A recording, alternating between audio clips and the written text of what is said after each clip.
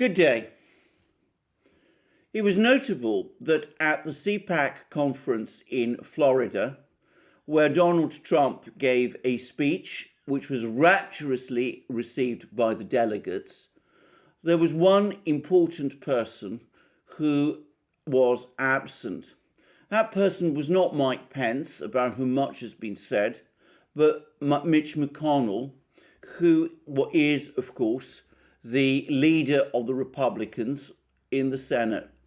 He is also the de facto leader of the Republicans in Congress, the person closest to the various donors who fund the Republican Party, and he is, in effect, the de facto leader of the Republicans, or at least of the establishment wing of the Republican Party.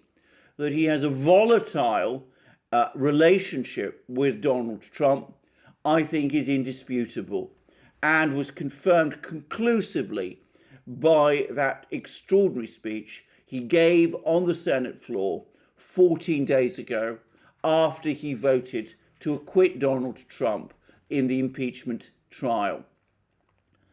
As I have discussed in previous programs, both on this channel and in our main channel, the Duran, which I do with my friend and colleague Alex Christoforou, in my opinion, Mitch McConnell was actually a central figure in the entire impeachment drama. He made it fairly clear shortly after the events on Capitol Hill on 6th January 2021 that he held Donald Trump responsible for them and strategically placed leaks in the media, notably in the New York Times, actually said that he welcomed the impeachment and looked forward to using it to purge Donald Trump and his followers from the Republican Party.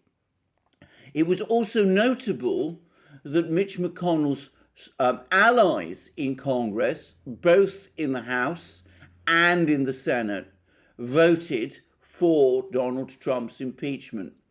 10 Republican representatives, led by Liz Cheney, voted for the Democrats' article of impeachment, and 7 senators also voted to impeach Trump when the impeachment case came for trial before the Senate.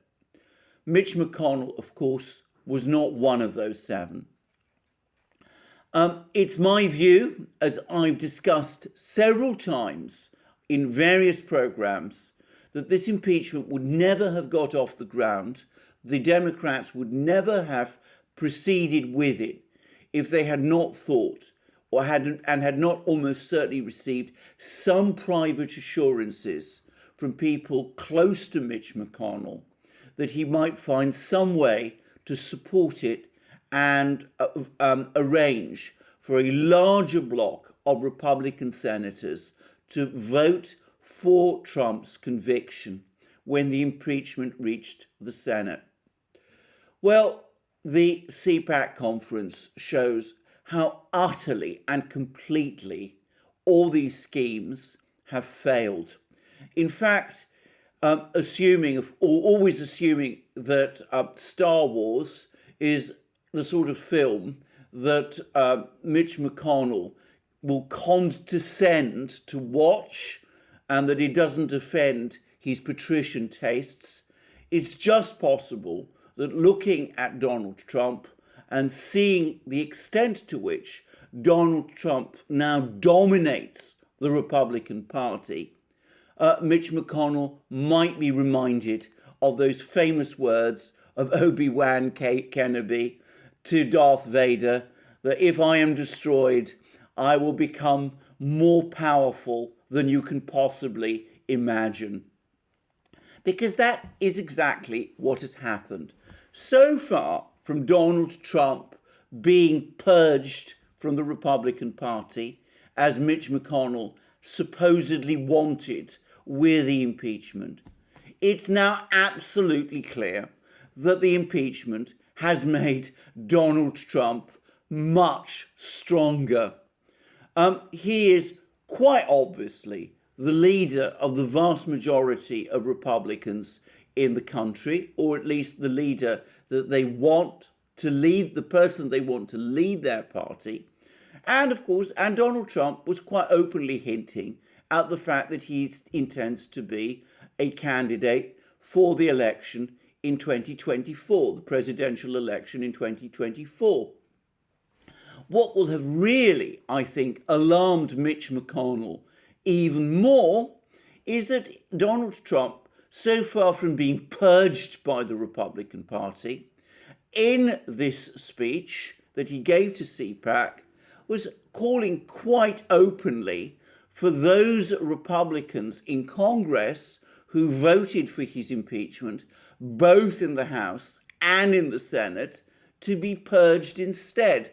He seems to have Liz Cheney, especially in his sights, but I get the impression that he would not be sorry to see all the others, Romney, Sass, Collins, Murkowski, and the rest, driven out too. Moreover, in contrast to Mitch McConnell's stated desire to purge Donald Trump, which was never, in my opinion, achievable, there is at least a real prospect that Donald Trump may achieve his objective to purge his opponents, or perhaps I should say his open opponents, from the Republican Party. Perhaps that explains why Mitt Romney is now saying that if Donald Trump wants the nomination for the 2024 presidential election, he's got it.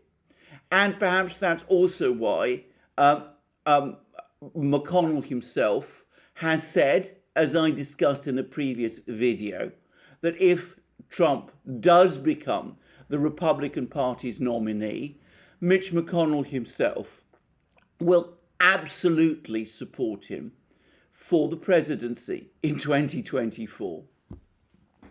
We have an extraordinary situation in America where essentially through their clumsy plotting and scheming and their intrigues, the anti-Trump Republicans, the people who Donald Trump and many others call the RINOs, Republicans in name only, have in effect handed the Republican Party on a platter to Donald Trump. We will see now what happens. There is, of course, a long time between now and 2024.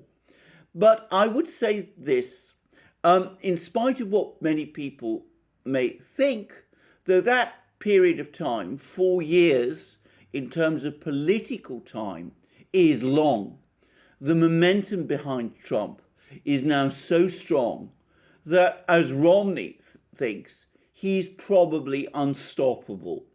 Moreover, and importantly, it seems also that realistically, for a person to be successfully nominated by one of the big political parties for the candidate as president, for that party's candidate as president, that process of seeking the nomination needs to begin very early. I've seen some suggest that really a campaign has to be up and running by 2022 at the latest if it is to guarantee the candidate any serious chance of winning the nomination for the election in 2024. Donald Trump basically hinting that he does intend to be the party's candidate in 2024, moreover, is bound to deter other Republicans who might otherwise have considered making a run themselves from standing against him. So, as things look at the moment, it's very difficult to see any other Republican standing for the nomination, and the chances have to be that Donald Trump will indeed be the the candidate and the Republican Party's nominee when the election comes round in 2024. Donald Trump is that extraordinary phenomenon in politics, the political outsider, the amateur who comes and beats the professionals at their own game. As somebody who has mixed with professional people all my working life, I can say that there is nothing that infuriates professionals more than to be beaten by an amateur at their own game. That is something that Donald Trump does repeatedly. He has consistently ignored the rule book of the political game and done things which professional politicians would say would guarantee his loss and failure. And as a result, he always wins. It's not surprising, even on that from that narrow perspective, that they dislike him and fear him so much. But it is increasingly clear that within the Republican Party, it is the fear now which is starting to surpass the dislike. Even Republicans like Romney and McConnell, who dislike Donald Trump intensely, are coming to the point when they fear him more. Niccolo Machiavelli, the famous Italian political theorist, who way back in the 16th century wrote that famous manual for politicians called The Prince, once said that it is better for a prince to be feared rather than loved. Donald Trump actually appears to be loved by many people across the United States. He has a fervently supportive political base within the Republican Party and in the country. And of course, in the election which has just passed, he won more votes than any Republican in the party's history. But amongst that crucial circle of people, at the top of the party's leadership, people like Mitch McConnell, Romney, Sass, Collins, Murkowski, Liz Cheney, and the rest, he's now achieved that perfect position that Machiavelli recommended for his prince. He is more feared than he is loved. In fact, it is that fear which guarantees him, or practically guarantees him, victory over all other Republicans in the nomination for the election of 2024. Thank you for joining me for this program. I look forward to you joining me again on future programs. And please also check me out on the Duran, where I do programs together with my colleague and friend, Alex Christoforou. And also, please check out Alex's own channel and the channel which we've now put up, in which we show the various interactions we've had with our viewers on our live streams. Also, please check out our other platforms, BitChute, Library, Odyssey, Rumble, and the rest. And please also support us through PayPal, Patreon, Subscribestar, and via Bitcoin. Lastly, check out our shop, where we will find all the wonderful products which we sell and supply to our viewers, our amazing magic mugs, our famous t-shirts, our sweatshirts, our hoodies, and our hats. And I look forward to you joining me on my next program. And until then, have a wonderful day.